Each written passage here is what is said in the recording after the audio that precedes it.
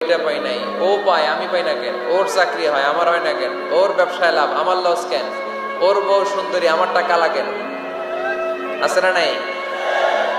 না, অভিযোগ করবেন না। আপনি যে অবস্থানে থেকে অখুশি, আপনি যেই অবস্থানে থেকে আল্লাহর কাছে অভিযোগ করতেছেন, আপনার এই অবস্থানে আসার জন্য অনেকে আল্লাহর কাছে দোয়া করতেছে, ঠিক কিনা?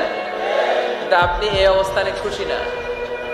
অনেকে এই অবস্থানে আসতে চায়, তাদের স্বপ্ন যে তারা একদিন আপনার স্থানে আসবে, কিন্তু আপনি আপনার জায়গায় থেকে খুশি না। এজন্য উনজুর ইলা মান হুয়া আসফালা মিনকা, তোমার চেয়ে যে খারাপ অবস্থায় আছে তার দিকে তাকাও, তাহলে তোমার মনের দুঃখ ঘুচিয়ে দিবে কে? আপনার চেয়ে যে খারাপ অবস্থানে আছে তার দিকে দেখেন কি অবস্থা।